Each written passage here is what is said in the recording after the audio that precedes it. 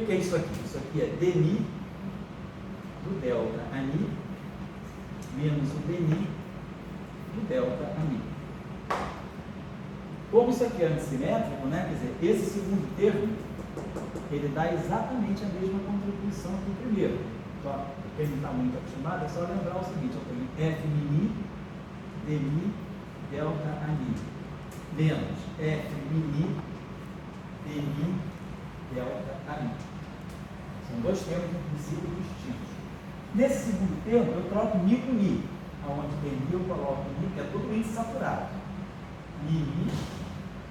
Mi, então, dmi delta ani, aqui é f mini, mas f mini é menos f mini, então dá um sinal mais e vai dar um fator 2. Então, por isso, eu não preciso colocar esse segundo termo. Eu já coloco um fator 2, então vai ficar menos 1 sobre 0, f mini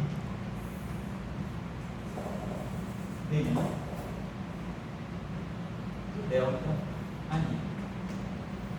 Então, o primeiro termo já está basicamente isolando, estamos isolando a variação arbitrária no campo. Então, tem que fazer o mesmo trabalho aqui. Então, tem que ficar mais um meio, si, y, vamos colocar, então aqui, vai ficar dmi. Ou eu posso também, como o fator é 2, né? Eu posso variar esse, né? Ou eu posso variar esse. Bom, vamos deixar assim.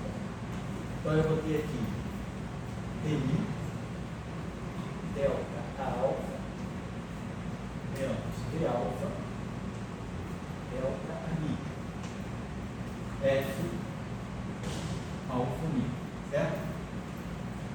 Então, de novo, tem esse delta, vamos isolar os delta. O que a gente pode fazer agora? A gente está querendo uniformizar. Todos esses índices estão saturados, mi com mi, alfa com alfa. Então, não tem índice livre. Eu vou querer tornar todo mundo parecido com esse termo aqui, para poder fatorar um delta ali no final de tudo. Então, eu vou escrever esse termo aqui, fazendo esse seguinte troca. Vou fazer assim, 1 meio do si, y, tá? Y, esse primeiro termo é dmi delta a alfa, esse termo f alfa mi.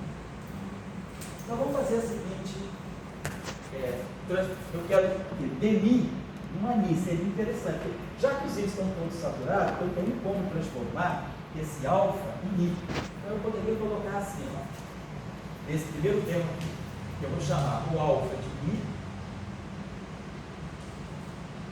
e o mi de alfa. Então, já está ficando parecido, ó, dmi a mi. Só que aí eu posso descer esse mi, subir esse mi e subir esse mi. E aí já fica, ó, com esse termo comum, ó, dmi delta mi, dmi delta ani. Então já transformei, né, esse termo aqui. O que a gente quer no final de tudo, não é que a gente tira uma equação de campo, a gente tem um delta L, a gente vai ter que produzir aqui algum objeto que vai ser a equação de campo, e aqui a variação do campo. Quer dizer, quem é a equação do campo φ é esse termo aqui. Isso aqui, a delta L vai ser zero para variações arbitrárias, então a equação de campo eu tiro fatorando. Quer dizer, no fundo, a gente pode escrever em termos de derivados funcionais seguindo isso aqui. dl dφ igual a zero. Delta L delta φ igual a zero. Isso é a equação de campo. A equação de campo é esse núcleo que está aqui.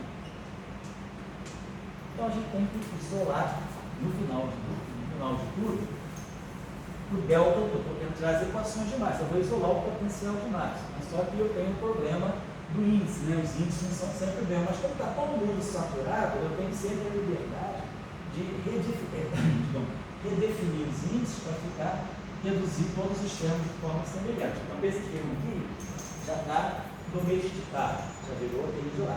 Vamos pegar esse termo aqui, menos no meio do si, y, de alfa, delta mi, não, f Então, o que eu preciso colocar? Eu preciso colocar aqui um demi de ami. Então, eu vou chamar o alfa de mi. Então, o alfa vira mi. E aí, claro, o mi vira alfa. Está chegando lá. Mas agora, eu preciso produzir no lugar do A, quero colocar aqui no lugar da alfa, eu quero colocar o ami. Então, eu vou chamar o alfa de mi. Mas eu acho que eu tenho mi demais aqui, mas só para dar para já. Perdão. Colocar então, cadê a descrição de apagar alguma coisa, menos meio de si, vamos colocar aqui de novo. Y até alfa, delta I, F alfa mi. Então eu quero transformar esse termo aqui dessa forma aqui. Então, eu vou querer transformar. Vamos chamar essa derivada. Eu quero chamar essa, quero que fique um demi. Então, no lugar do alfa, eu vou colocar mi. No lugar do mi, eu vou colocar alfa. Aí sobrou esse mi ainda. Mas eu quero chamar isso aqui de delta ami. Então, agora, no lugar do alfa, eu vou colocar mi.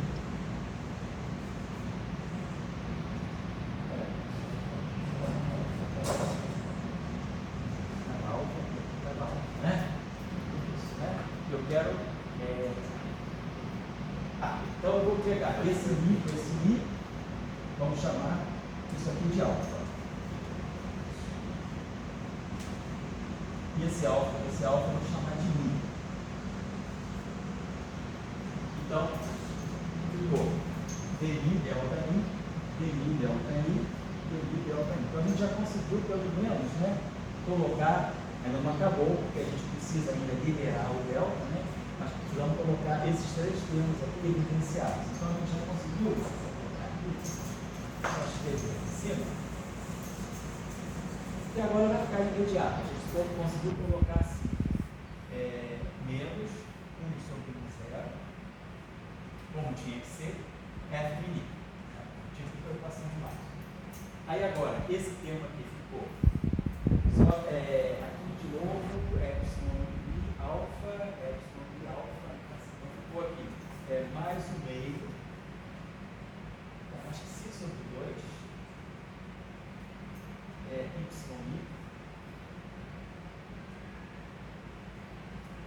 alfa, e aí f mi alfa. E essa equação tem que sair, isso aqui é antissimétrico em mini. Então, vamos esperar que isso aqui saia antissimétrico menos que 6 sobre 2. E aí aqui eu tenho y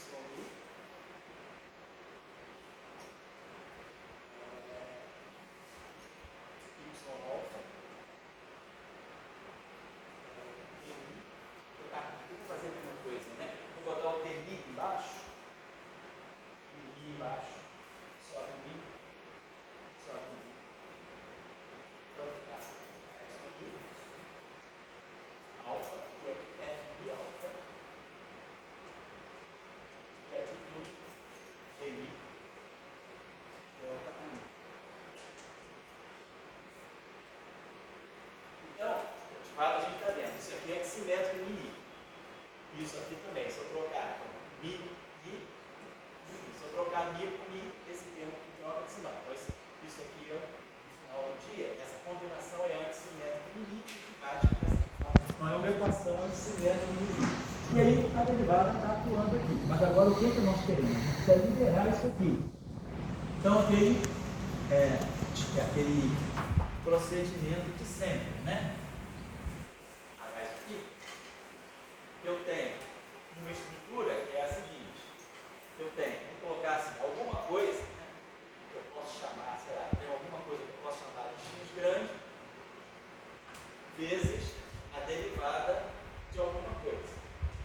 A estrutura é essa, né, um termo aqui, importa que seja, a estrutura que eu tenho é sempre alguma expressão dos campos e a derivada, da variação do campo. Estou procurando a equação de movimento, equação de campo para esse campo.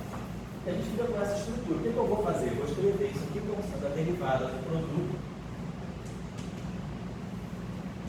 temos a derivada atuando no primeiro termo e liberando o campo aqui. Está aqui. Aqui nós temos nós estamos dentro de um lagrangiano, portanto, supondo dentro de uma ação. E basicamente, o que a gente está fazendo é isso aqui. A variação da ação é a variação do lagrangiano. Eu não mexo no elemento de volume porque eu não estou mexendo nas coordenadas, eu estou mexendo só no espaço dos campos, na forma funcional dos campos. Então, essa derivada total, uma espécie de uma divergência, ela está atuando aqui, eu tenho uma integral de volume quadridimensional e uma quadridivergência dimensional, ou seja, isso aqui é o fluxo dessa grandeza nas bordas do espaço-tempo. O que eu estou procurando é a equação de campo no interior do volume, no interior do espaço-tempo. Então, esse termo aqui é um termo de superfície, a gente faz sempre a superfície, faz sempre a variação, né, de tal maneira que seja extremos fixos, quer dizer, na superfície, né, como a gente faz na mecânica clássica tradicional de partícula, nos extremos a variação é nula, variação a extremos fixos. Então esse termo aqui é zero, esse termo aqui é um termo de superfície, essa integral de 4 dimensões, ela bate com aquele integral de volume, então é o teorema de Gauss em 4 dimensões. Então esse termo aqui não contribui para as equações de campo. E sobra esse termo aqui. Então, é basicamente trazer essa divergência para atuar e pegar aqui na frente. Então, ficou basicamente com isso aqui. Eu boto aqui o dmi, que é um sinal menos, que é global. E aí aqui fica simplesmente o delta I. Então, está aqui. Fatorei o campo. Então, quando eu fatoro o campo, eu estou tirando o que me sobra aqui, quer dizer, pelo nosso chamado princípio da minimação, que a gente tenha sempre essa estrutura, né? A variação do lagrangiano é alguma, o que a gente pode chamar esse E aqui de equação de campo, né? Vezes a variação do campo. Então a equação de campo, né? Para o campo φ, ela vai sair sempre dessa estrutura aqui. Como a variação é arbitrária, eu quero que a variação seja tal que minimize, né? O princípio da minimação minimiza a ação, então tudo tem que ser zero essa equação. Quando tirou a equação de Marx, basicamente não tem nada de tão novo aí. Então ficou essa basicamente assim. Aqui o A zero é a equação, esse sinal menos então não importa, depois claro, então aqui, o que é eletrodinâmica está aqui, Maxwell está aqui. Aqui, se esse parâmetro for zero, ou se não tiver campo de Bumblebee, se eu quiser eu posso colocar, vamos ver, tem uma corrente externa acoplada, então eu tenho o meu JI. Né? E aí eu faço μ igual a zero, eu tenho a equação de Gauss. Então é μ igual a parte espacial, eu ganho a equação de Ampère-Max. São aquelas equações, né? Então, a gente chegou a essa equação. Então, eu queria, por exemplo, chamar a atenção aqui. Só pegar aqui, vamos ver se ficou aqui. Ela tem assim, ela acabei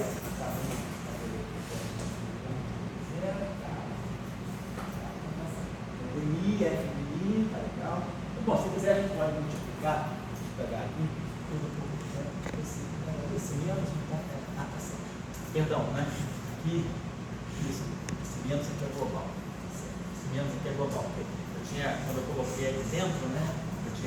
Fiz a integração por partes, então vou multiplicar tudo por zero. Aqui fica zero. Aqui fica zero. E aqui fica zero. E daí a gente tem as equações de lá. DI, FI, mais zero. Tá legal. Então essa é a equação aqui. Né? O que a gente está, por exemplo, obtendo daqui? A gente pode tirar, além de tirar a própria equação de campo, né? Quer dizer, esse termo aqui, se eu tirar a divergência dessa equação, isso tudo aqui é antissimétrico, se eu tirar um DI disso aqui e tirar um DI disso aqui, dos dois lados, eu estou tendo simplesmente a conservação da corrente, né? Porque isso aqui é simétrico mini e isso aqui é antissimétrico mini. Então, esse termo aqui desaparece, né? Simétrico com antissimétrico dá zero, então a gente está garantindo a conservação da corrente elétrica. Então a gente está fazendo esse testezinho de conservação da corrente elétrica. DMI, JNI, igual a zero, né? É compatível, né? Ou seja, conservação da carga. Equação de continuidade da carga elétrica, conservação da carga. Então, está tudo assegurado, né? Eu tenho que ser repetido isso. Então, tá. Vamos agora, né?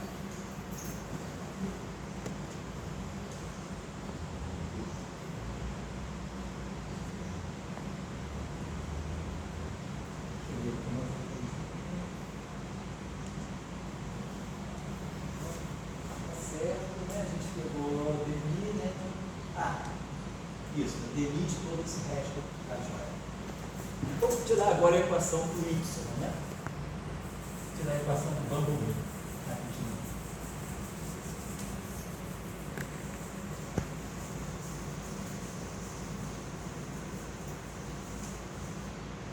Então, a gente...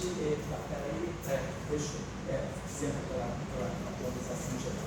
Então, a equação do Bumblebee. Aqui vão ter termos aqui, termo, agora a novidade é que a gente vai ter termos, vamos ficar cerradinho também. Por que eu estou querendo tirar a equação aqui do Bumblebee? Para mostrar que tem uma condição subsidiária, né, que tem que ser satisfeita. Que é a seguinte, vamos tirar a variação aqui em relação a isso. Então, esse termo aqui não envolve nada, vamos pegar esse termo aqui. Vai ficar menos 1 sobre 2, mesmo procedimento. Y mini delta y mil. Depois eu vou ter dois termos ali, mais um quarto si delta y mil, y mil f alfa mil mais um quarto si y mil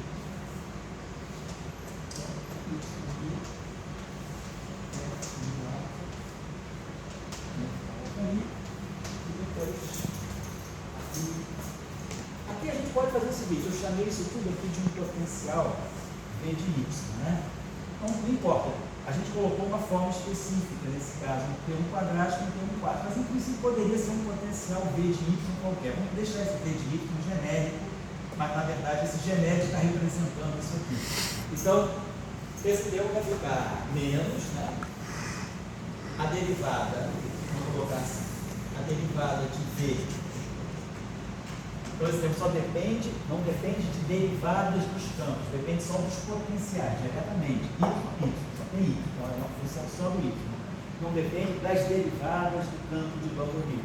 Então, isso aqui vai ser a variação, a derivada de V em relação a Y, será Y, delta y. Então, como é que vai ser a variação do V? Eu derivo em relação a Y, né? E peso do delta y. Bom, então aqui a gente já vai fazer o mesmo procedimento, aquelas integrações. Aqui não vai precisar fazer integração por parte, e já está direto. Então, vamos lá. Esse termo aqui, vou fazer só. Isso aqui é o delta L. Eu posso supor que isso tudo aqui é um delta L. Então, esse termo aqui, o que vai acontecer? Vai ficar duas vezes também dmi do delta a mi. Aí quando eu integrar, então ficou, esse termo vai produzir dmi delta a mi menos dmi delta a mi, delta y mi. Mas o segundo termo é igual ao primeiro, então vai cair o fator 2. E aí eu vou fazer uma integração parcial, que vai trocar esse sinal. Então o primeiro termo vai ficar mais 1 sobre alfa zero, e aí esse dmi vai estar atuando no y mi, e aqui eu vou ter um delta y, certo? Então, é lembrar que eu tinha dois termos aqui, mas os dois termos juntos cancelavam esse fator 2 e ficava só o primeiro, que é dmi do delta y mi. Aí esse dmi eu integro por parte, como a gente fez, e joga a derivada aqui, trocando o sinal. Esse termo aqui vai ficar mais 1/4 do psi, e aí vai ficar vamos botar aqui, y mi. Então, o meu problema do fator 2 é alfa i, e aqui delta y'. Vamos fazer o seguinte. Sempre colocando esse. Perdão, esse alfa, esse i aqui é sempre 5, tá? Então tá. Depois a gente troca aqui, né? Porque a gente vai ter delta i aqui e delta y'. Depois a gente vai acertar os deltas, para ficar tudo uniformizado. Aí aqui, esse tem que adicionar mais. Os dois temos mais um quarto. I, aí tem y', mi alfa, alfa mi, delta. E depois, esse termo menos, dv, dy, i, delta, y. Então, tudo isso aqui vai ser zero. Essa aqui é a minha equação de campo. Agora vamos uniformizar os deltas. Como aqui eu coloquei i, então aqui eu vou querer colocar um delta y' também. Então eu vou chamar esse i de i e esse i de i. O i vira i e o i vira i. E aí eu já boto delta y' e delta y'. A mesma coisa eu vou fazer, aqui já está pronto. O delta y' pronto para nós. E aí esse termo aqui, ó, y', f alfa mi, que é menos f de alfa. F de alfa, menos f de alfa. Se eu fizer já fiz a troca aqui, se você fizer essa troca de alfa mi é mi alfa. Esse aqui. Eu posso fazer o seguinte, então, vou botar f mi alfa. E aqui eu vou botar alfa mi. Troquei duas vezes. Aqui tinha uma antissimetria aqui, um sinal menos, outra antissimetria aqui, um sinal menos. E aí aqui ficou alfa mi, posso botar esse alfa embaixo, e esse alfa em cima. Então ficou epsilon, f alfa mi, epsilon mi alfa. Então esse termo aqui fica igual a esse, que é o fator 2. Isso aqui está para dentro.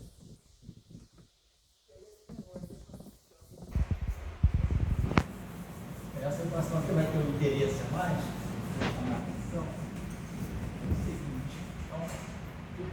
Eu posso multiplicar por alfa zero, di, y',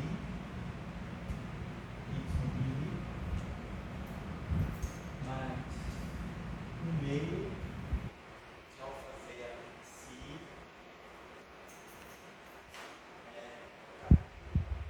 f, mi alfa.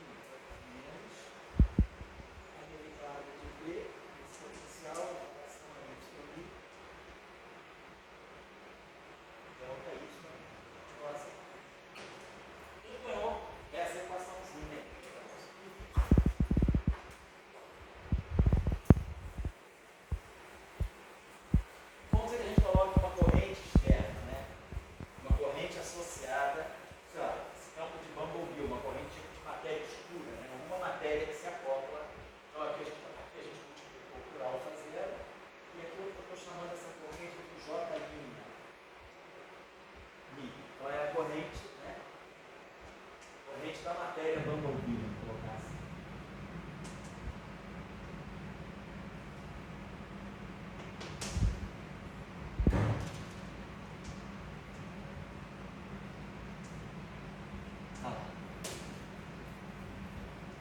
Bom, agora vamos pensar o seguinte, eu vou deixar o potencial como está, depois quem quiser fazer a derivada, isso aqui vai dar 2 vezes y', isso aqui vai ficar 2 vezes y'. Então, quiser essa derivada imediata, eu vou deixar então um potencial V que pode ser mais alto. Mas o que a gente pode detrair dessa equação? Por exemplo, supondo que essa corrente da matéria bumblebee seja também uma corrente conservada. Então, se eu tirar a quadra divergência dessa equação, eu vou ter dmi de y limite, simétrico com antissimétrico, dá zero.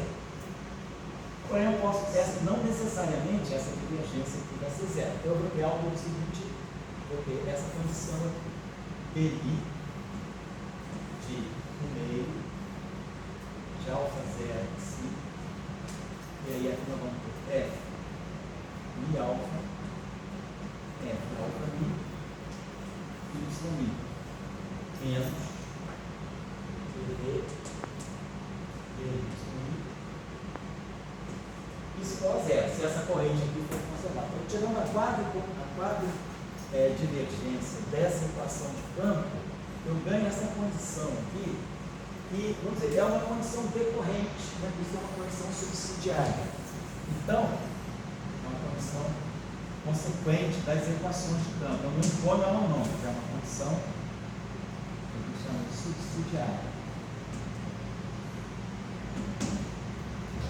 Por que essa equação é interessante para nós? Porque, por exemplo, se a gente for tirar expressões tipo tensor de energia ao momento, a gente vai precisar, às vezes, usar essas relações. Então, essa relação aqui é importante a gente guardar, porque ela pode ser útil, né, para algumas derivações futuras aí. Deixa eu apagar aqui um pouquinho.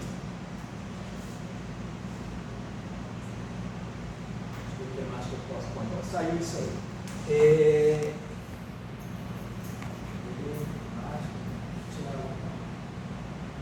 Claro, se por acaso eu quiser particularizar essa derivada aqui, para esse potencial, se eu escolher esse potencial, então V de y agora vai deixar de ser geral, vai ser esse potencial. Ao derivar em relação a isso, eu vou produzir o fator 2, vai ficar 2, vai cancelar esse 2, mi, y, mi. Então, esse termo aqui vai produzir mi, y, mi. Se eu fizer essa derivada. E quando eu fizer essa derivada, vai produzir um fator 2, vai ficar mais grande que esse outro 2. Aí eu vou ter aqui y, vamos dizer assim, y mi, vezes y mi. Na verdade, eu estou derivando um quadrado. Então, a derivada do quadrado é 2 vezes a grandeza vezes a variação da grandeza. Então, quando eu variar, quer dizer, derivar em relação a y, vai ficar a derivada de um quadrado, vai ficar lambda sobre 2, vou botar assim, y vezes a derivada, né, de y. Então, agora, isso aqui é a derivada de um quadrado também, então vai aparecer outro fator 2, então vai cancelar aqui, e aqui vai aparecer um y mi, quer dizer, a derivada de y mi vai ser 2 vezes y mi. Então, fica essa condição. E aí, quer dizer, se eu colocar isso aqui dentro, eu ganho uma condição em cima da quadra de divergência do campo do Bumblebee. Eu estou chegando à conclusão aqui que dmi, se eu jogar, no caso particular daquele potencial, eu ganho essa condição aqui. dmi, y, né? Tem esse sinal menos aqui, vai ficar 1 sobre, vai botar aqui dmi, uma derivada. Vou botar a diferença do que eu escolhi aqui. Vai ficar 1 sobre 2mi, alfa zero si, mi alfa, f alfa mi. Vou só chamar a atenção de uma coisinha aqui. E esse termo.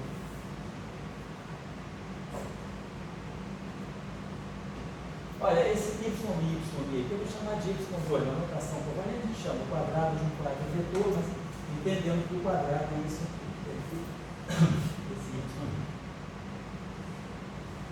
Então, compactamente sobre isso. Então, a gente tem uma condição, então, em cima da quadra de divergência do campo, que é essa condição aqui, né? Por exemplo, se a gente estivesse falando de um campo tipo troca, né? Uma eletrodinâmica de troca, a gente tem exatamente essa situação. A quadra de divergência do campo, né? Ela não tem esse termo aqui e não tem esse termo, ela acaba sendo zero. Mas nesse caso, devido ao acoplamento com o campo de Maxwell, a quadra de divergência desse campo, ela não está livre. Então a gente observa que esse campo tem parte longitudinal. A parte longitudinal dele, que vem da quadra de divergência, ela tem origem nesse próprio potencial, a auto-interação, isso aqui é uma auto-interação do campo de Van Houten, mas também do setor de Maxwell. Então, seria mais ou menos essa. Agora, o exercício, né, seria ver que essas equações de campo lidas, né, a partir da forma covariante vão dar iguais às equações de campo. Eu não sei se eu cheguei a mandar para vocês, mas as equações de campo eu vou colocar aqui. As equações de campo que a gente derivou em forma de componentes. Só colocar aqui, quem quiser checar depois.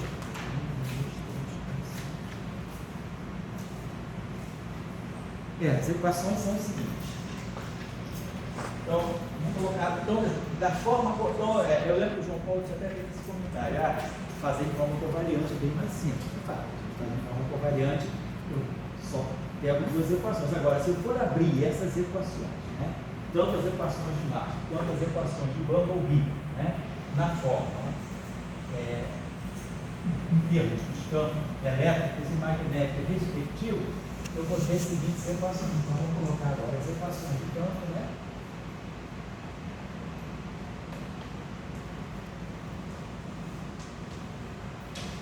Em termos, né? Vamos ver, as equações de campo, vamos ver se no espaço. Euclidiano. Então, eu estou saindo, então, da notação covariante. Então, as equações que vocês podem checar, né? As equações que eu estou obtendo são essas aqui.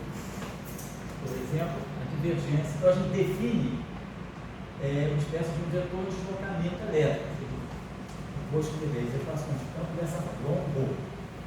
Agora, quem é esse vetor D? Então, no caso da eletrodinâmica, seria simplesmente ε0E. Isso aqui sai naturalmente. ε0E mais ε0 e 0, vai sair assim, φ sobre 2, aí vai ficar S2 sobre C2, delta elétrica, menos potencial de Van Houten, y escalar E, mais S, y, depois delta.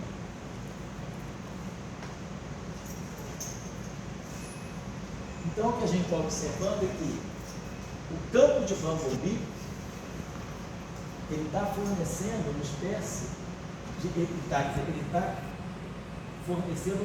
de um meio onde eu vou poder ter uma permissividade elétrica, né? E a permissividade elétrica é tudo aquilo que multiplica o campo E, né? Mas só porque aparece um campo B. Então, é como se eu tivesse essa seguinte estrutura, né? A permissividade elétrica ela pode ser colocada dessa configuração de vetor DI, né? Ele vai ter a seguinte estrutura, vai ter um epsilon e J, que aqui a gente tem, aqui a gente tem, por exemplo, uma matriz, porque isso aqui, a componente I do D, ela vai ter EI, isso aqui é um escalar, EI, mas agora aqui vai ser YI, YJ, EJ. Então eu vou definir uma espécie de uma matriz de permissividade elétrica que vai ter essa estrutura aqui, onde quem é Epsilon e J, acabou de escrever quem é Epsilon e J.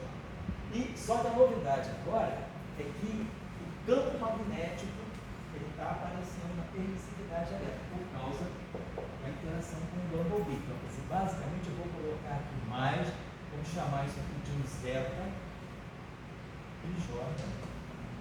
Então, é uma novidade em relação, porque normalmente a gente tem que ter a relação entre o vetor de deslocamento elétrico. Não, é o tensor, ou é a matriz de permissividade elétrica. Nesse caso, eu tenho o setor magnético também entrando, né, no vetor de deslocamento elétrico.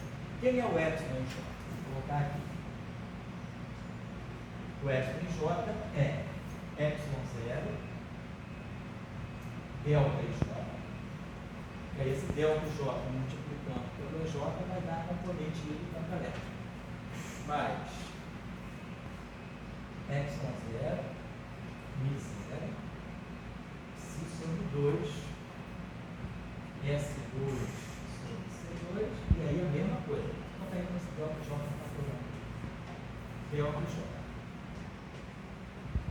vai ter um termo novo agora aqui, que vai ser menos epsilon zero, mi zero, si sobre 2,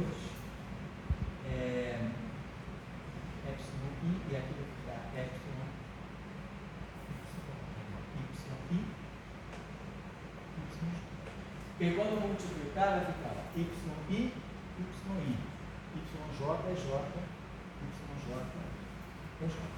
Então, eu tenho essa contribuição nova, quer dizer, o tensor de Bumblebee, ele está dando uma contribuição, duas contribuições para a permissividade elétrica. Uma fora da diagonal e a outra na parte diagonal, certo? Então, isso aí vai ter consequência na velocidade de propagação da onda, porque a velocidade de propagação, o índice de refração, por exemplo, né, que é sempre a raiz quadrada de mi epsilon, né, eu vou ter que... Só que agora eu tenho matrizes, então eu tenho que pensar depois nos autovetores. Mas então esse termo aqui, isso está dando alguma contribuição para o índice de refração óptico, né? Para o índice de refração do setor óptico.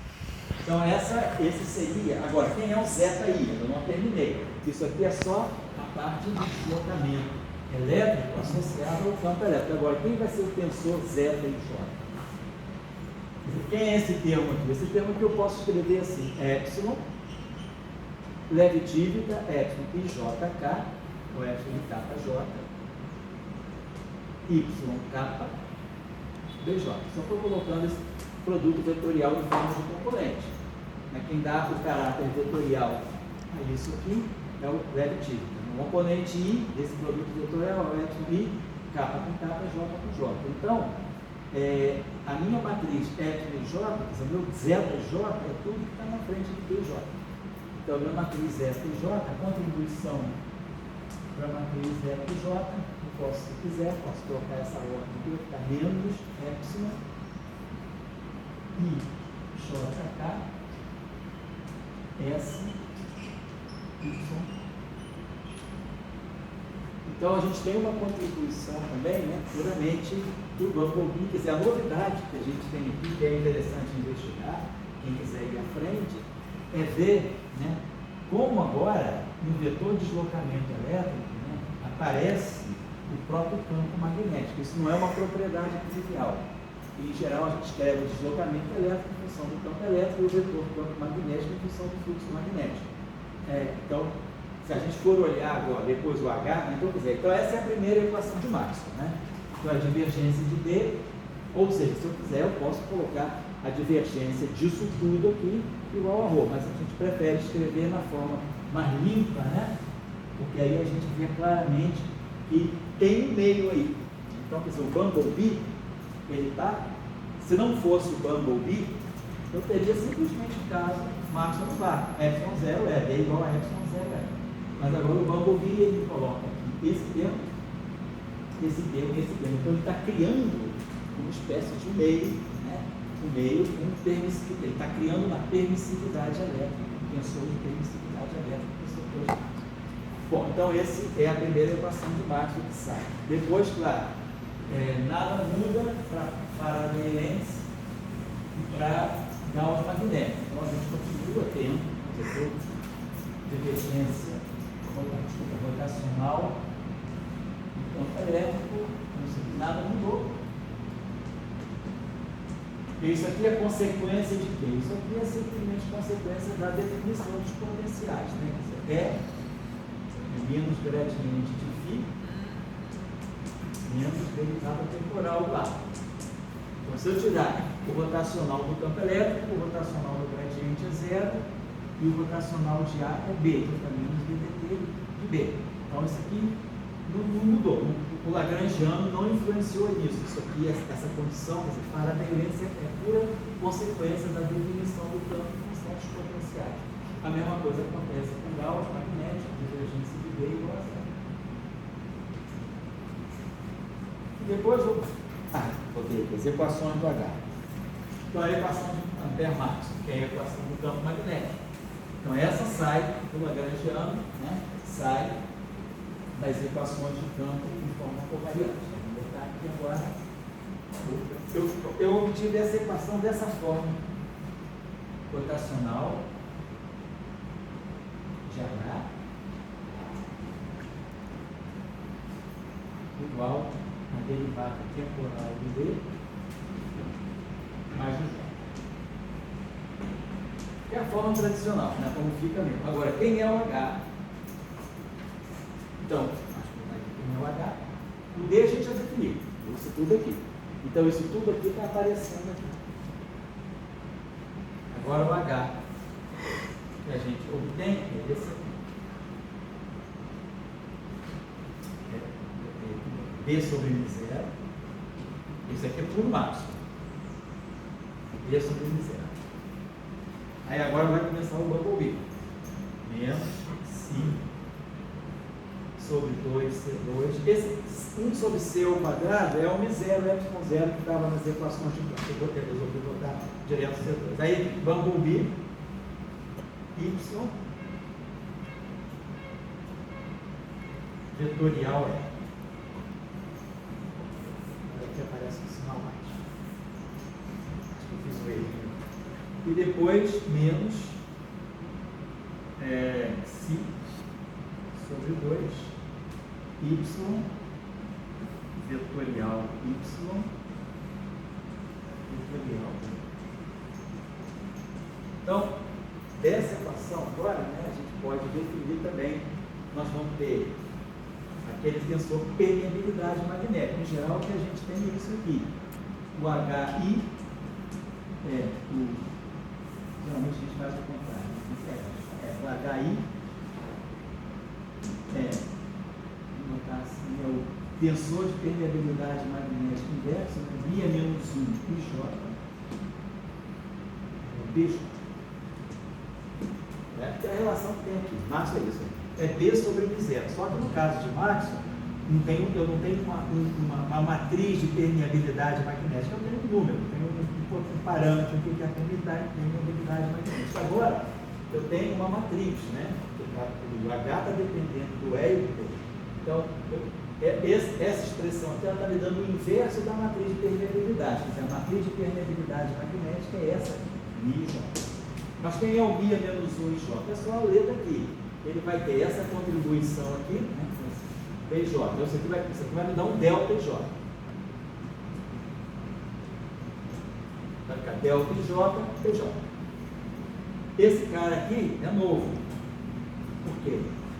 Na permeabilidade magnética, quem deveria aparecer é o campo magnético. No entanto, agora está aparecendo o campo elétrico. Da mesma forma que o campo magnético aparece na permissividade elétrica, o campo magnético está aparecendo, o campo elétrico está aparecendo na permeabilidade magnética. Então, esse termo aqui, eu posso escrever isso dessa forma. Vou colocar assim, HI vai ser μ menos 1, vou chamar assim, μ menos 1 IJ, PJ, que é o tradicional, mas agora vai aparecer um tensor novo, vou chamar aqui um eta IJ, EJ.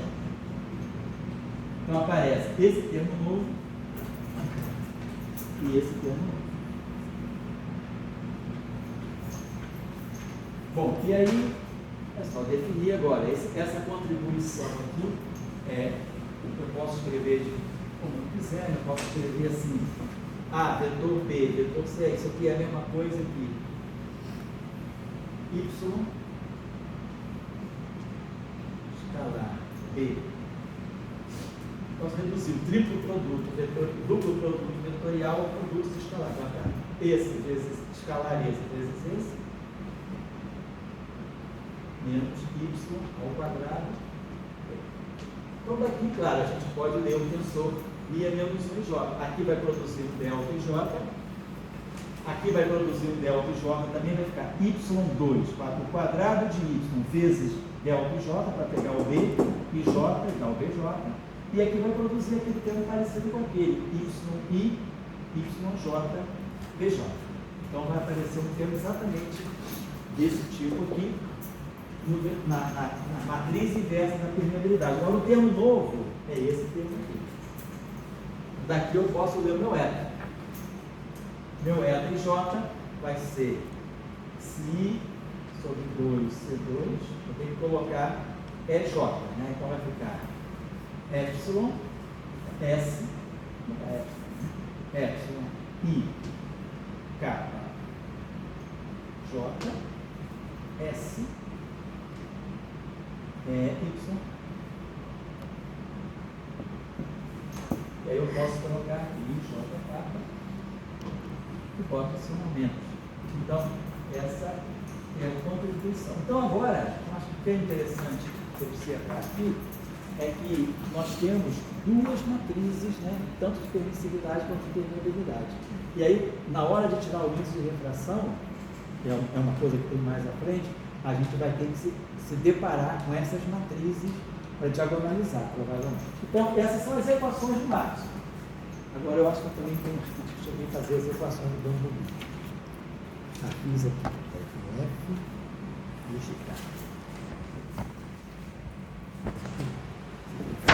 Então, eu estou colocando agora as equações. Então, as equações de Marx são 4, para variar. Gauss, Faraday-Lenz, Gauss magnético, Ampère-Marx. E Ampère-Marx vai sempre, né? Nas teorias não lineares vai ter sempre essa estrutura também. A divergência de vetor de deslocamento elétrico e o rotacional, que a gente chama de campo magnético, que geralmente é fluxo magnético, tem uma terminologia, mas vai aparecer sempre essa estrutura aqui, rotacional de D, DT, rotacional de H, e aí a gente sabe, esse D que aparece aqui já está definido lá atrás, ele sai automaticamente, é até um bom teste para a gente ver se não errou. Né? O D que aparece, a derivada temporal que aparece aqui, deve ser exatamente a derivada temporal do D que já foi definido lá em cima. E, bom, aqui a gente lê a nova matriz magnética a partir da relação entre H e D. Então, essas são as equações de Marx, as 4 equações de Marx. Agora, vamos pegar as 4 equações de Bamboo. O que eu obtive, por que eu estou colocando isso? Porque, se alguém quiser levar à frente, a gente tem, assim, como conseguir, né? Precisa dessas equações. Claro, pessoal, eu submeto tudo isso também a vocês depois fazerem o cheque. Às vezes eu posso ter errado no sinalzinho, isso aqui meio sentado, né?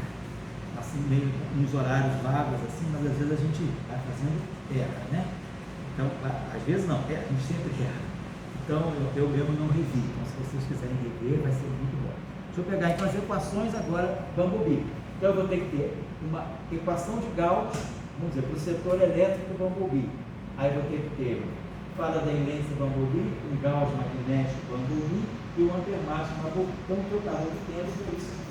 Gauss Bumblebee, que vai substituir o campo elétrico. Divergência do F. Eu chamei o campo elétrico do Bumblebee, eu chamei de F. O campo magnético do Bumblebee, eu chamei de G. E aí aqui a equação ficou assim, mais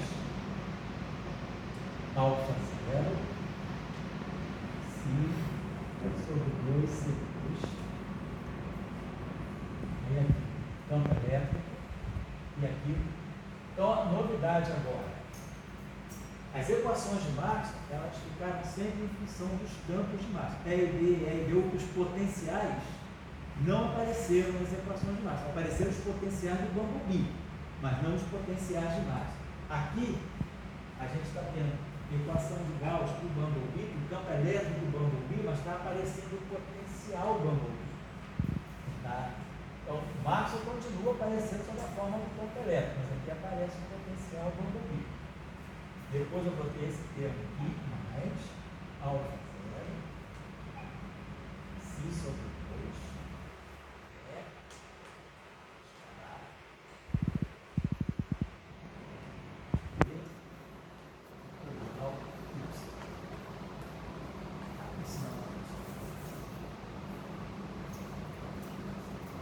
Depois aqui, menos alfa zero, S. Então, agora nessas equações eu estou supondo, já estou usando o potencial V, tá? O potencial específico V, y e y ao quadrado. Então, estou agora usando o potencial, estou deixando o potencial genérico. E aqui menos alfa zero, S2 sobre C2, menos y2, S igual a alfa zero, C folhinha. Então, aqui, ó, é a densidade de matéria que se acopla com o Bumblebee. Então, essa é a equação de Gauss, né? Então, a gente vê que os potenciais estão aparecendo diretamente. Aqui aparece o campo elétrico e o campo magnético de Maxwell, mas está todo entrelaçado, né? Então, essa aqui é Gauss Bumblebee. Depois eu vou ter Bumblebee Faraday Length. Então, vai ficar rotacional do campo elétrico igual a menos derivada temporal do campo magnético. E a divergência do campo magnético igual a zero. Agora eu tenho que pegar, colocar aqui a Faraday, Ampère Maxwell.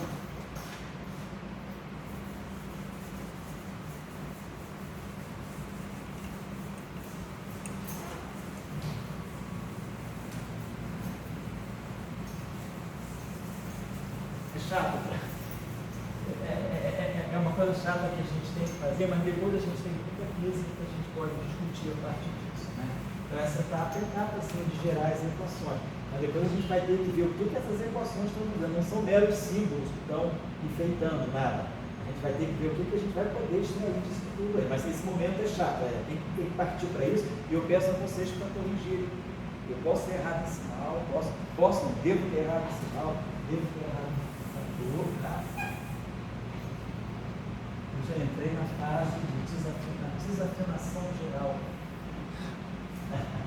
A gente sabe tocar, mas desafina. Isso acontece no violino, né? Se vocês observarem as orquestras, ao longo do tempo, a mesma orquestra, as pessoas mais novas vão envelhecendo, vão indo para trás da orquestra, vão ficando na frente sempre os mais novos, porque não desafinam os velhos, começa a desafinar. E aí é o problema para o maestro dizer que um professor velho que já toca numa orquestra há 30 anos que ele está desafinando, dá tanto problema, dá tanta depressão,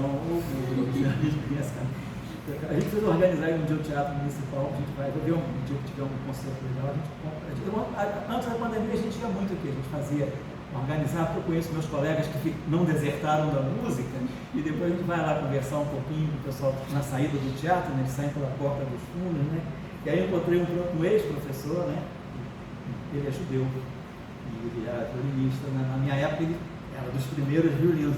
E aí quando eu fui olhar, uma vez eu fui num concerto que deu o Nelson na festa, ele está chateado. Aí na saída eu fui falar com ele, falei, está vendo? Meus alunos estão lá na frente, e eu também já estou desafinando direto. Então eu peço a vocês para sempre olharem o que eu faço, porque eu sei o que eu estou fazendo, mas eu erro, né? Então é importante vocês tirarem secar esses sinais aí, porque a gente tem que tirar uma coisa correta no final. Então aqui eu vou ter mais alfa zero. Então agora é a equação de Faraday Length Bumblebee. Então isso aqui é como se fosse o campo magnético de Bumblebee.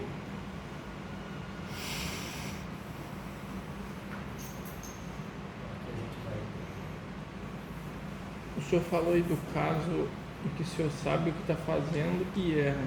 Isso. E no caso que a gente não sabe o que está fazendo e erra também? Aí acaba acertando. Porque você não sabe o que está fazendo e erra e que está fazendo. O problema é que a gente sabe o que está fazendo e erra, é realmente errado.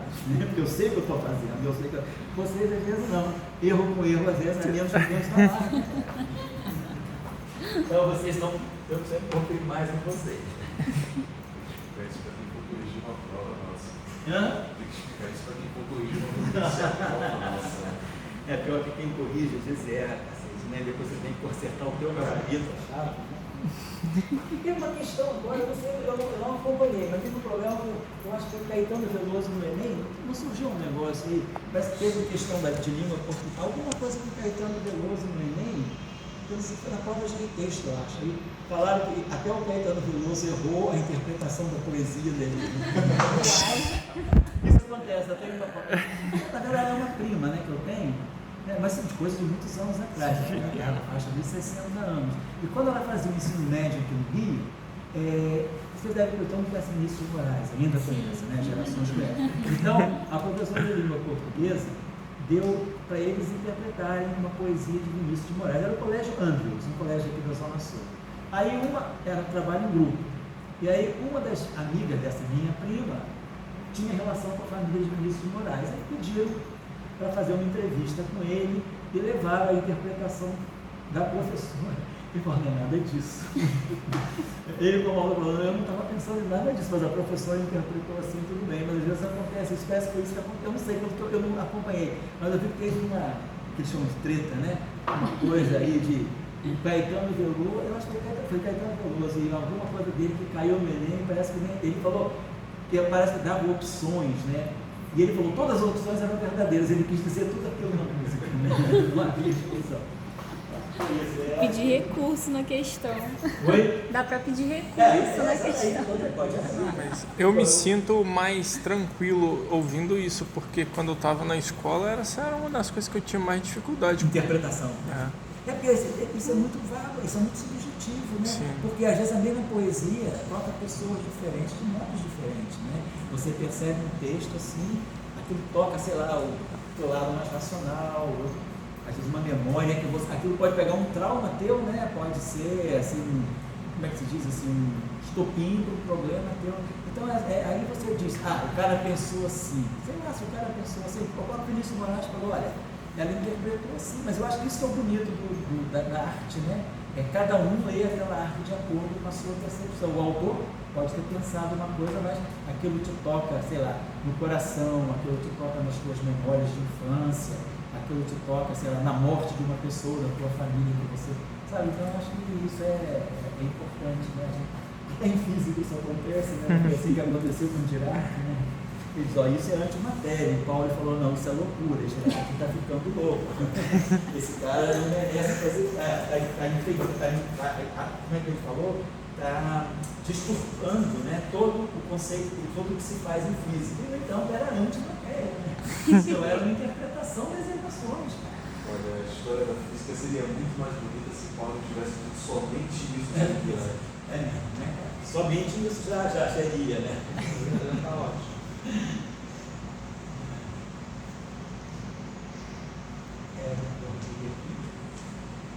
Então vocês estão observando aqui, né, o aparecimento então, dos potenciais, né?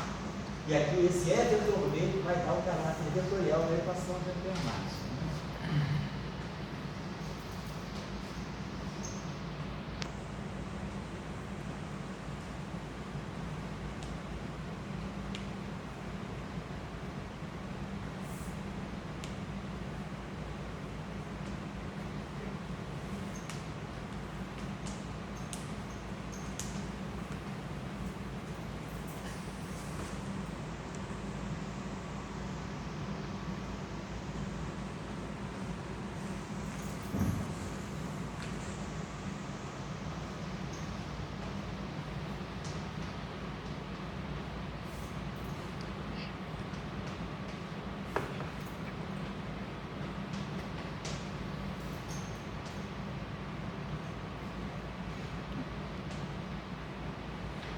Então aqui o campo elétrico está aparecendo lá, a corrente de deslocamento do Bumblebee está aqui.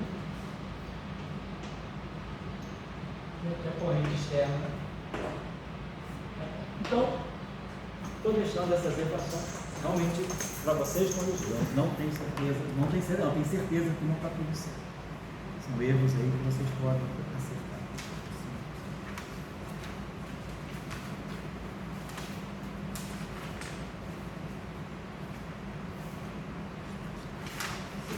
Você já começou a desafinar aí, quem está aqui na sala que nem afinou ainda. Mas vai afinar, cara, não é. A gente até 40 anos você ainda tem salvação. Até 40 anos está para afinar. Depois eu estou. Então é interessante, cara, a gente vê assim, a pessoa tem que saber sair de cima, né? Isso é uma coisa importante, né? De uma violinista, ela é uma pessoa muito interessante. Até posso mandar algumas entrevistas delas para você. Ela morreu com 90 e poucos anos, e da Handel, era uma judia polonesa.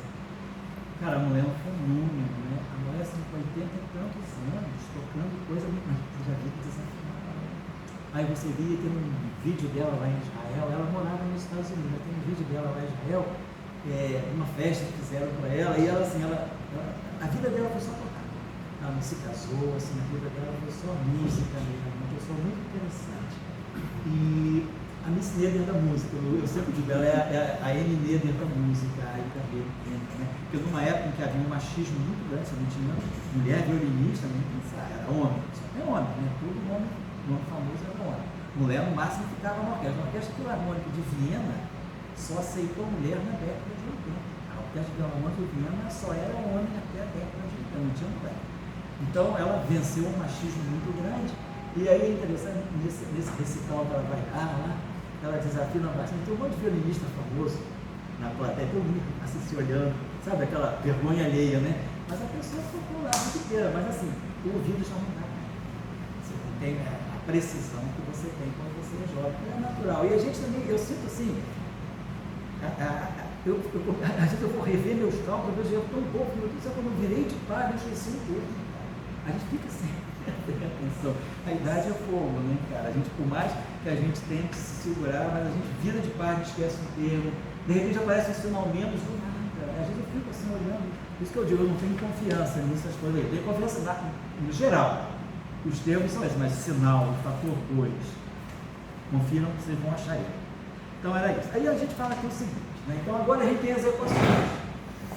Então a gente agora está pronto para pensar no que pode ser pensado a partir daí. Então, por exemplo, aspecto 1 é, através do princípio variacional, derivar das equações de Maxwell dos campos elétricos e magnéticos tipo Bumblebee. Foi o que nós fizemos aqui. A gente foi para o formalismo covariante e tirou as equações de forma covariante e depois projetou nas componentes euclidianas. E aí tiramos as equações de Maxwell e as equações de Bumblebee. Essas aí, a parte erros de sinal. Depois, seria interessante refletir como se poderia interpretar a constante alfa zero, uma espécie de contrapartida da permeabilidade magnética do vácuo eletrodinâmico para o caso Bumblebee. Tanto é que vocês viram que no Lagrange ela é menos 1 sobre 4 μ0 F mini, menos 1 sobre 4 alfa zero Y mini, Y mini. Então esse alfa zero, ele está fazendo o papel de alguma propriedade desse meio com o qual o Bumblebee interage. Então, aqui eu coloco, o campo Bumblebee estaria revelando um outro vácuo. Perguntando, o campo Bumblebee, então, estaria revelando um outro vácuo associado a uma física mais fundamental? Então, qual é a origem desse alfa zero? Da mesma forma que o μ0 é uma propriedade magnética do vácuo, né, do vácuo da eletrodinâmica, a permeabilidade magnética do vácuo, esse alfa zero poderia ser uma permeabilidade, entre aspas, né, tipo magnética de algum vácuo mais fundamental. Porque o que a gente está observando é que justamente o campo de Maxwell, aqui são as equações de Bumblebee, né? Se a gente olhar as equações de Maxwell, a gente vê uma permissividade elétrica e uma permeabilidade magnética. E quem está formando essa permissividade elétrica e permeabilidade magnética é o Bumblebee. Então o Bumblebee, ele é o meio onde a onda eletromagnética está se propagando. Então ele define propriedades materiais do vácuo. Tem onda, vamos dizer, se eu tirar todas as correntes, né? No caso de Maxwell, eu apago a densidade de carga lá na divergência de D e apago a densidade de corrente no rotacional de H. Então eu estou no vácuo, não tem correntes e nem cargas eletromagnéticas, mas eu tenho uma permissividade elétrica e tenho uma permeabilidade magnética formada a partir dos campos do Bumblebee. Então isso é um meio, ele está formando um meio. Que meio é esse, né? Então essa é a questão. Da onde vem esse meio? Será que isso é uma herança, por exemplo, de um vácuo a partir da teoria de cordas, né? Então essa é uma discussão que fica. A gente tem esse parâmetro para compreender. Depois o aspecto 3 é, a partir das equações de campo, derivar as equações de onda para os campos elétrico e magnético de Maxwell para os campos de Bumblebee. Então, é tirar a equação de onda, está lamberteando de alguma coisa, só que vão ser equações de onda complicadas, porque elas estão totalmente acopladas, os campos estão totalmente acoplados. Mas assim, dá para tirar uma equação de onda. Okay? Depois tirar densidade de energia e vetor de Poynting também.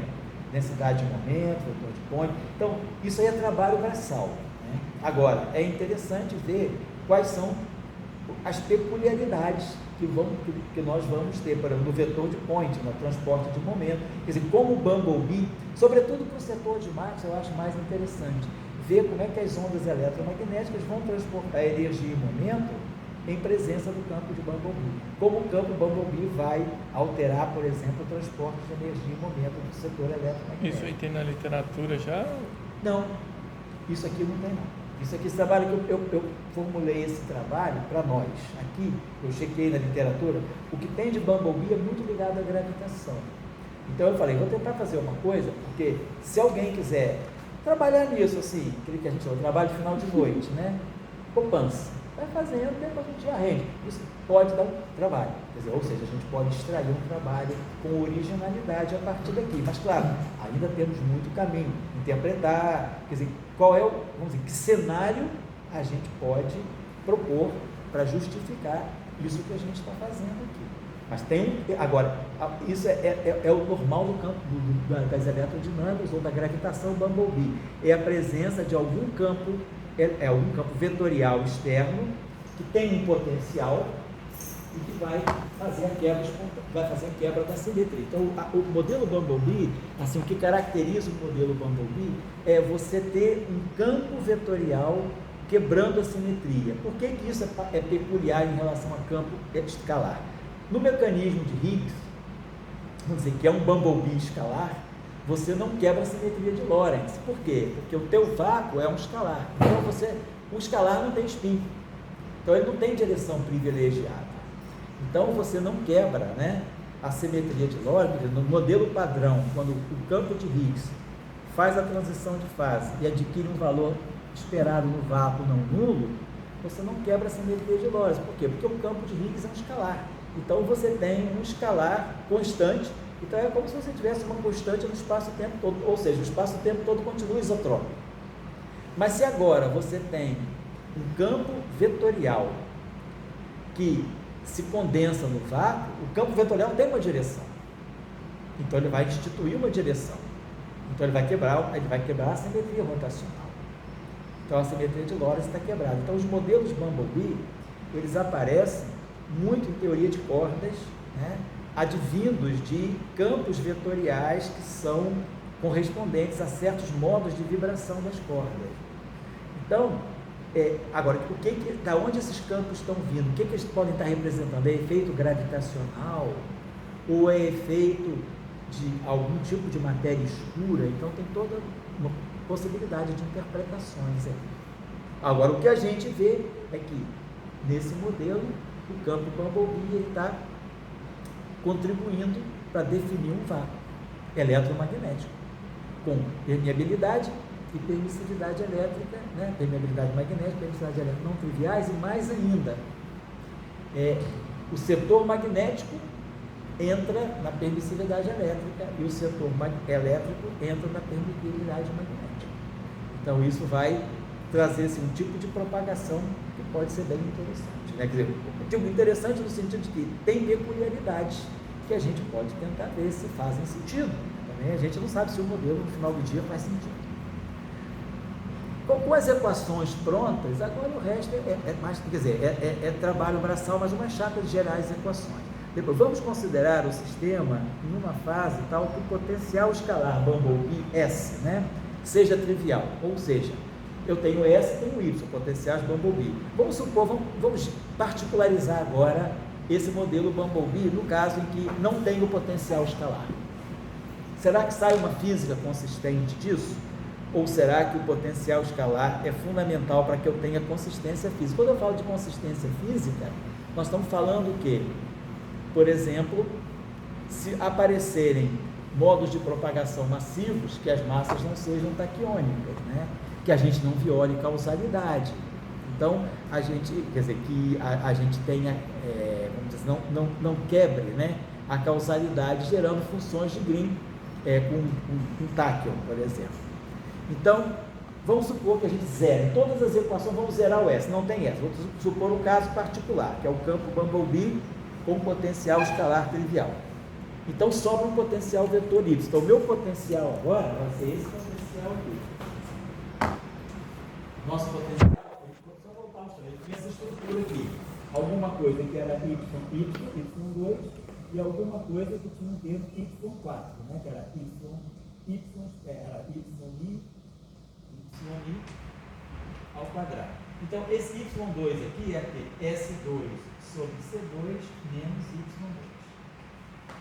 E esse cara aqui seria S2 sobre C2 menos Y escalar Y ao quadrado. Então, não tem S e não tem S. Então, o meu potencial vai ser simplesmente Y ao quadrado e esse termo aqui, Y quarta potência.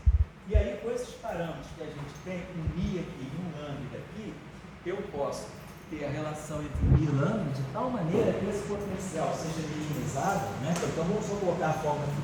Eu tinha algo desse tipo, o potencial, então vai ter essa estrutura aqui. Mi sobre 2, Y2, aqui foi o sinal dela. Deixa eu colocar o potencial na forma correta, quadrilateral. Nós tínhamos um potencial em particular, que era esse aqui, Mi sobre 2, Y Mi, Y, se não me engano era isso. Isso. E aqui, mais lambda sobre 4, Y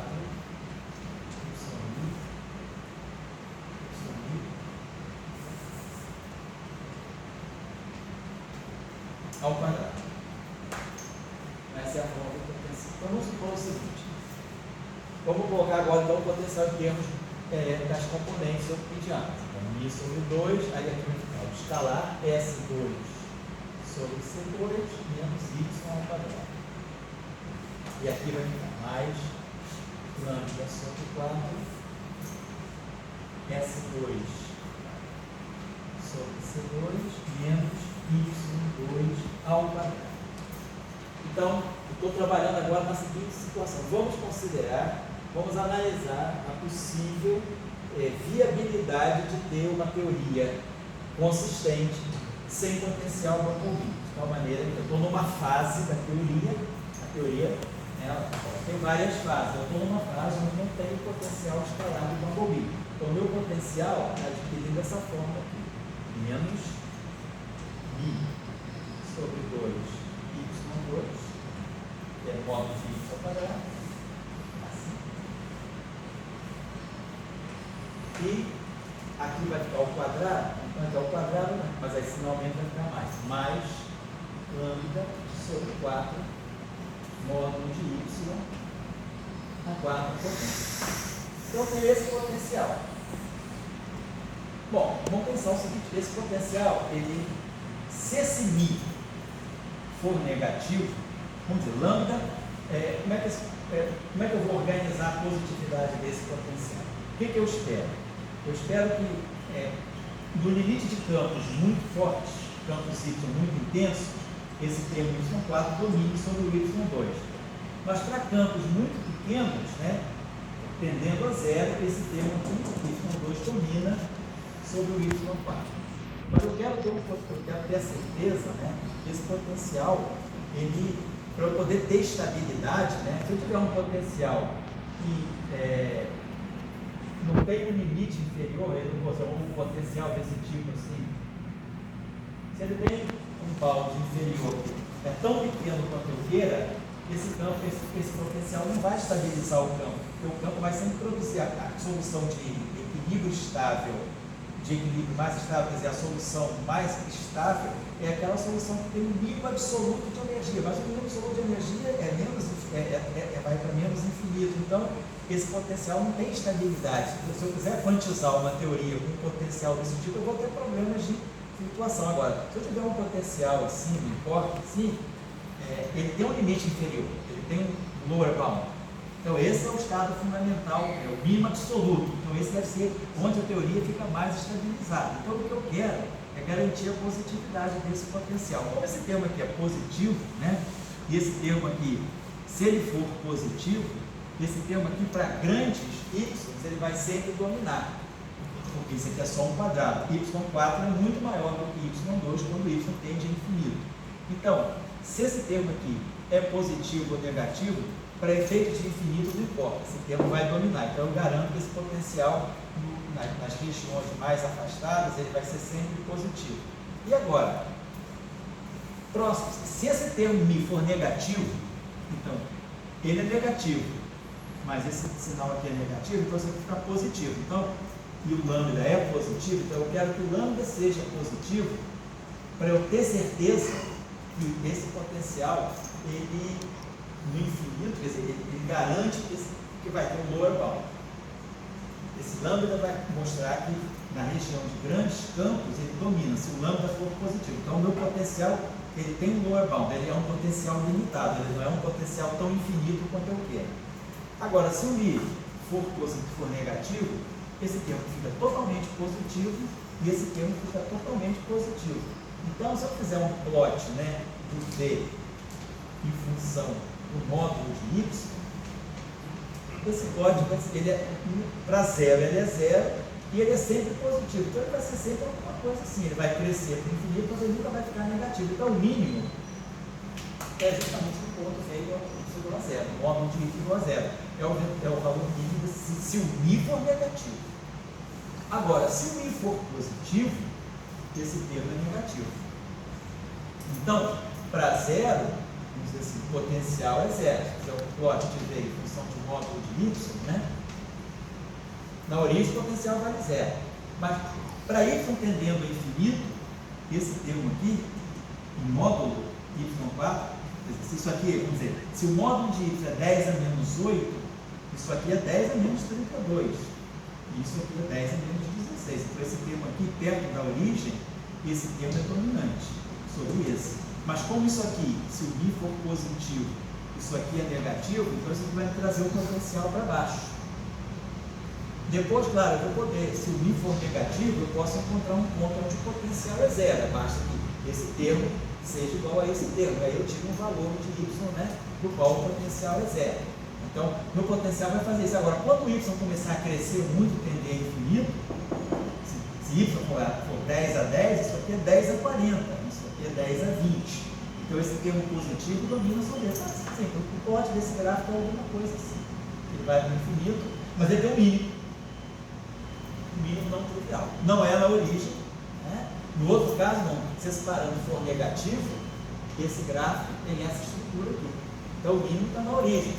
Então, módulo de y é zero, eu tenho o campo, a solução de energia mínima é módulo de y igual a zero. Mas aqui não. Se o mi for positivo, esse gráfico ele pode descer um pouco e depois ele recupera a positividade. Mas eu tenho um mínimo. Então, o valor mínimo desse valor é isso, ele vai em relação ao módulo de y. Vai ficar 2 com 2 cancela, vai ficar menos mi módulo de y mais lambda módulo de y na terceira igual a zero. Solução dessa equação. Quer dizer, módulo de y igual a zero, a gente já viu, né? Não é mínimo, né? Então eu posso cancelar isso aqui e botar aqui o quadrado. Então o mínimo é isso aqui, é módulo de y igual a raiz quadrada de mi sobre lambda. Que é aquele mínimo aqui. Esse mínimo aqui. Então, esse mínimo tem esse valor aqui, raiz de mi sobre lambda. Então, o meu campo ele vai estabilizar aí. Agora, ele é um campo vetorial. Isso aqui é o módulo dele. Ele pode estar com componente x, y, z, ou ele pode ser um campo direcionado ao longo da direção z. Mas o que é importante é que eu tenho um campo vetorial com módulo constante e que não é trivial. Então, ele define uma direção privilegiada. Então, eu tenho uma quebra de simetria. Então, ele vai quebrar a simetria rotacional. É como se eu tivesse um campo magnético externo colocado no espaço. Eu vou para o laboratório, é isotrópico. Aí eu ligo o supercampo magnético, eu crio a direção privilegiada. Então, quebrei a simetria rotacional. Então, eu vou estar quebrando essa simetria. Nesse caso, eu estou quebrando no fundo, eu estou quebrando a simetria de Lorentz, que a gente chama de caso relativístico. Então, eu estou quebrando a simetria rotacional. Então, eu tenho um modelo anisotrópico, mas na verdade a quebra dessa simetria rotacional é uma quebra da simetria de Lorentz, porque eu estou falando de um vácuo onde tem uma direção privilegiada. Então, agora a questão é essa, né, que eu coloco aqui é o seguinte: designando por y0 a configuração constante do campo y que minimiza o potencial, então eu estou dizendo agora o seguinte: eu tenho y0, que é justamente isso aqui, módulo de y0 é raiz quadrada de mi sobre lambda, onde mi é positivo. Então, tem o valor mi. E meu campo Y, então é a mesma situação, vamos dizer, que a gente tem quando a gente fala, por exemplo, de um oscilador anarmônico, né? Se lembrasse do potencial anarmônico, né? Kx2 mais um lambda x3, então, meu potencial. Então, se o K for negativo e o lambda for positivo, eu tenho um potencial desse tipo. Então, meu oscilador, ele não vai ficar mais oscilando em torno da origem, ele vai ficar, quer dizer, esse poço de potencial, eu vou ter estados ligados, né, que vão estar, né, sempre, eu vou ter estados ligados que vão estar vibrando em torno dessa posição de equilíbrio. Então, eu vou dizer o seguinte, meu campo Y, na verdade, ele vai flutuar em termos de Y0. Então, é como se eu tivesse Y0 mais um delta Y.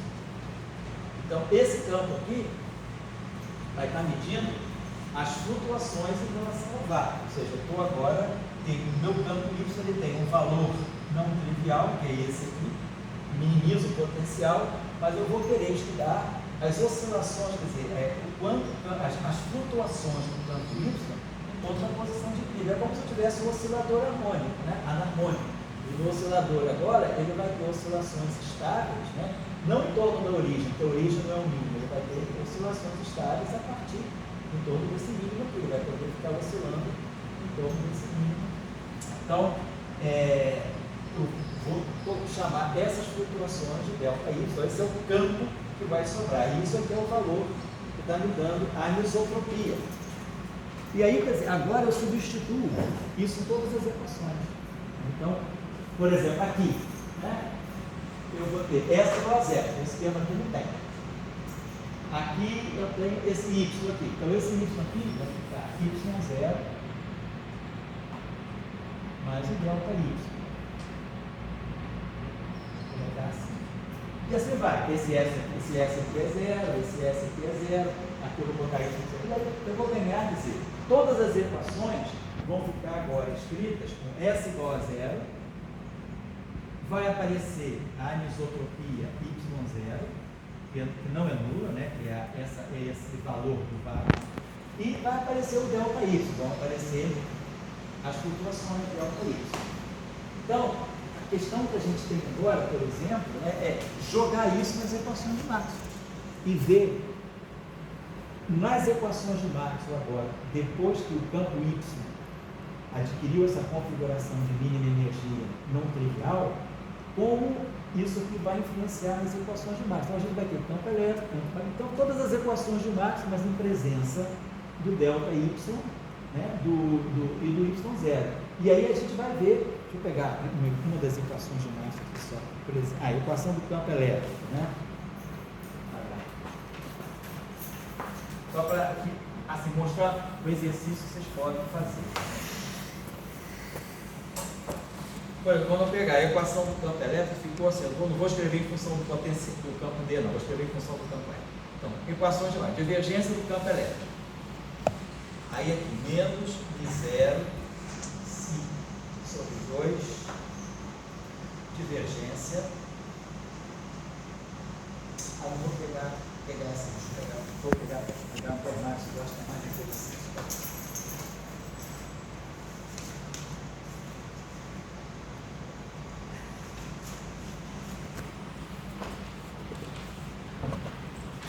Vou pegar só para relembrar aqui rapidinho. Pegando rotacional de B. Isso agora é o Maxwell com o Bumblebee, né? Menos Mi0 si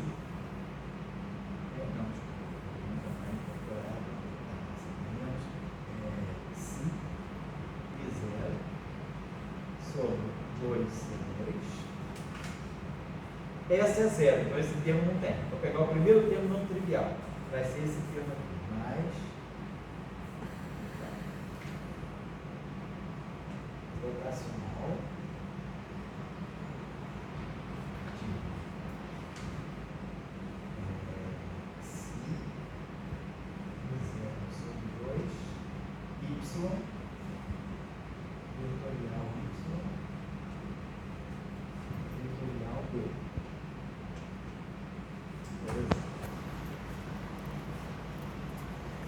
Então, esse vai ser o lado esquerdo da equação de Ampère-Massa. Então, quando eu substituir esse y aqui, então isso aqui vai me dar y0 mais delta y. Vetorial y0 mais delta y. Vetorial b. Na verdade, isso aqui está assim. Então, eu vou ter então y0b, delta yb, vetorial. E aí eu vou ter esse produto aqui. Como esses termos aqui são flutuações, vamos dizer que a gente lineariza. Então eu vou tomar todos os termos, vou querer pegar só os termos, vou guardar só os termos lineares em delta y.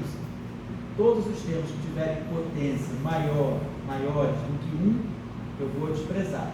É até a chamada linearização. Eu vou considerar apenas pequenas flutuações, né, do campo y em torno da configuração de equilíbrio e ver como isso afeta as equações de Marx. Então, por exemplo, aqui eu vou ter todos os termos quadrados y vão dar zero. Então, eu vou ter esse termo que é y0, y0.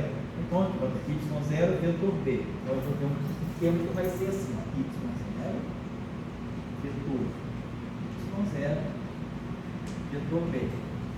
Isso aqui dá para nós y0 escalar b, y0 menos y0 ao quadrado. Então a gente está vendo o seguinte, está aparecendo um termo, isso é um dos termos, né? Vão aparecer, então agora, aqui vai ficar y0b e delta yb. Quando eu fizer esse produto vetorial, vai ficar y0, y0b, y0, delta yb, delta y, y0b, e esse termo vai ser zero, porque vai ter delta y ao quadrado, vai ter uma espécie de potência maior. Então, eu vou gerar três termos não triviais aqui. Um termo que é puramente y, né, que é esse termo aqui, que é puramente b, linear em b. Y0 é constante, constante, constante. E depois vou ter um termo que vai ter y0, a flutuação delta y no b. E aqui é a mesma coisa, flutuação delta y, então vou ter um termo quadrático, que vai ter delta y, vai envolver delta y e b. Bom, e assim vai. Agora, o que é interessante, está aparecendo um termo linear no campo magnético, com esse y0 ao quadrado. Então, isso pode estar me dizendo, isso está parecendo com o que acontece na supercondutividade, que é quando aparece um termo pode fazer a blindagem, né? Quer dizer, aquele termo que é como se fizesse o papel de uma massa, né? O termo que vai fazer expulsão do fluxo magnético. Parece algo semelhante ao efeito Meissner. Então, o que a gente começa, estou pedindo para vocês fazerem, né? Quer dizer, o próximo passo, quem quiser se interessar, seria isso: olhar todas as quatro equações, não, as duas, né? A equação de Gauss, depois Faraday-Lenz não muda, Gauss magnético não muda e Ampère-Marx não muda, mas com essa configuração, sem campo escalar de Bumblebee, e supondo que um campo íntimo do Bumblebee, ele vai simplesmente estar descrito por flutuações em torno daquele valor que minimiza o potencial. Então, o Bumblebee, ele estabiliza, ele dá um mínimo do potencial e tudo vai se desenvolver a partir desse mínimo, as flutuações do delta y e a onda eletromagnética que está se propagando nesse, vamos dizer, dessa espécie de vácuo anisotrópico fixado por y0.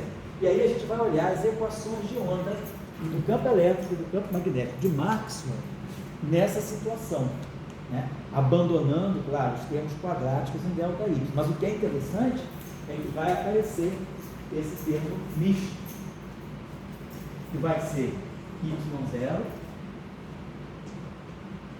vetorial delta y vetorial b. Então, esse termo, ele está escrevendo, quer dizer, tem aqui o campo magnético, isso aqui é uma constante, você quer um termo quadrático, né? É a equação do campo magnético. Então, e aqui eu tenho essa mistura, né, entre essa onda, essa flutuação, essa onda mais curta que se propaga, e a onda eletromagnética. E aí, claro, eu vou ter, tem que ver como é que isso vai afetar, para mim, depois as relações de dispersão. Vou observar que aqui é quadrático. Então vamos supor que a gente quisesse obter o que seria dominante aqui, né? Eu tenho geralmente o que a gente espera de uma equação de onda? A gente espera ter uma equação de onda linearizada. Nesse caso aqui eu tenho termos quadráticos envolvendo o setor de Bumblebee e o setor de Maxwell. Mas lá no setor de Bumblebee eu também tenho termos semelhantes. Então o que a gente tem que ver é como que a gente vai diagonalizar para poder tirar as relações de dispersão. Mas o que é importante é que parece que esse campo de Bumblebee, com essa configuração de vácuo não trivial, ele já começa a dar assim, a sensação de que nós vamos ter alguma blindagem do fluxo magnético, alguma coisa tipo efeito mais, né? Expulsão do fluxo magnético, né? Do vácuo, quer dizer, uma espécie de um decaimento rápido do setor magnético, uma blindagem, a interação magnética vai ser mais blindada, induzida por ele. Eu acho que é uma possibilidade de interpretação. Então, aqui eu digo, por isso, propõe-se reescrever as equações de campo, mantendo apenas as perturbações em primeira ordem em delta y. Então, nós vamos fazer. Vamos abandonar tudo que seja quadrático em delta y. Nessa situação, uma questão a ser trabalhada consiste em rever as ondas de onda, as equações de onda livres para os campos de Maxwell, ou seja, isso significa analisar o sistema com psi igual a zero e avaliar as relações de dispersão para as ondas eletromagnéticas. A partir destas relações de dispersão, vamos ver velocidade de grupo, índice de refração e avaliar se o fóton pode adquirir massa devido à anisotropia y zero. Então, eu acho que a gente pode agora, quer dizer, uma coisa, vamos dizer, um cenário físico assim, especial para ser trabalhado seria olhar as equações de Maxwell, quer dizer, as equações de onda de Maxwell em presença desse vácuo Y0 pequeno, né? Esse vácuo anisotrópico introduzido pelo Bumblebee. Depois, o aspecto 6, ainda considerando o sistema linearizado nas perturbações delta Y e também considerando as ondas livres para estas perturbações, chegar ao espectro de frequência. Então, ou seja, a gente vai querer olhar as frequências das ondas Bumblebee, olhando, claro, as relações de dispersão. Bom, aí depois no último item a gente fala que se a gente desliga constante acoplamento, se estudar a atenuação dos campos eletrostáticos e magnetostáticos como consequência da anisotropia. Então, será que essa anisotropia vai fazer com que o campo elétrico e o campo magnético tenham alcances muito diferentes? Eu posso ter um campo elétrico com um alcance maior do que um campo magnético, então seria um pouco estudar o quanto o campo eletrostático e o campo magnetostático são atenuados, né, em função do Y0. Então, assim, essa seria, vamos dizer assim, esse seria um panorama físico para a gente analisar em termos dessas equações do Bumblebee. Claro, tem outras coisas que a gente pode analisar, mas seria interessante ver como o vácuo do Bumblebee ele modifica as propriedades eletromagnéticas do vácuo da teoria. Então, quer dizer, ondas eletromagnéticas se propagando no vácuo. Mas que vácuo é esse? O vácuo instituído pelo setor de Bumblebee. Quais são as propriedades que essas ondas eletromagnéticas têm? Então, seria um pouco esse o roteiro. Quem quiser perseguir esse problema, né, pode ir à frente, assim, claro, checar as equações de campo para ver se eu cometi erro, devo ter cometido. Acertando as equações de campo, a gente analisa essa situação do potencial sem o S igual a zero, só com Y, e minimiza o potencial e vamos jogar isso nas equações de campo, né? Só uma outra coisinha, eu acho que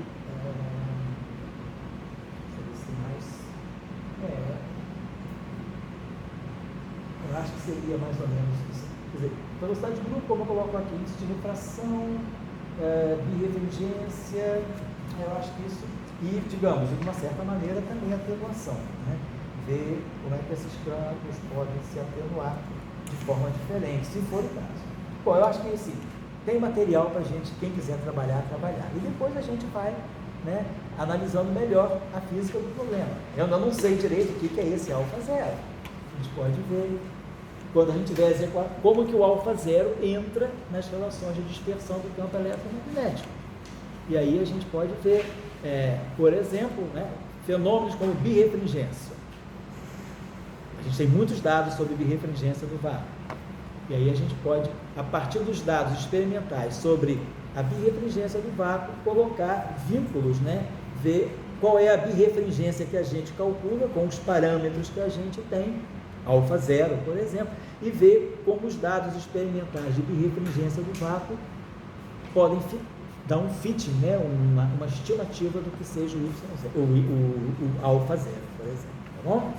Então a gente tem assim, eu queria só deixar isso, assim, não vou fazer muita questão disso, assim, só para apresentar para vocês um modelo. Agora eu acho que nosso próximo setor do curso, eu vou querer trabalhar com mais, eu acho que eu mandei para vocês esse fim de semana um livro, um Physical Reports, não mandei, do Carl Bernstein, que é sobre propriedades, né? Quer dizer, na verdade propriedades eletromagnéticas sobre a ação de campo, de fundos magnéticos muito intensos, né? Eu acho que é alguma coisa como propriedades da QED para campos de fundo muito intensos. Isso aí é fundamental para a gente estudar a não linearidade das equações de Maxwell. Então, eu vou preparar, então, como eu tenho feito, vou preparar um exemplo, tipo isso aqui, e a gente vai colocar tarefas em cima da não linearidade para a gente estudar. Por exemplo, pode ser uma eletrodinâmica de Born-Nifel, Euler-Heisenberg, ou uma eletrodinâmica logarítmica, ou alguma outra eletrodinâmica interessante para ver como a não linearidade ela pode afetar as propriedades conhecidas que a gente tem das ondas eletromagnéticas, tá certo? Eu acho que isso aí seria, por agora, suficiente. E se alguém quiser caminhar com isso aqui, aos pouquinhos, isso aqui a gente vai levando assim, né, como vamos dizer, trabalho não é diversão, mas a gente vai levando como alguma coisa assim, né? Trabalho de fim de noite, não tem nada para fazer, dou uma olhada, né? De vez em quando dou uma olhada também. Mas assim, em grupo é sempre melhor, né? Um pensa de uma coisa, outro pensa na outra. Bom, beleza, então, estamos aí. Você é Mário, né? Oi? Seu nome é Mário ou Lucas? Rodrigo. Desculpa. Você que é o Rodrigo do Ceará?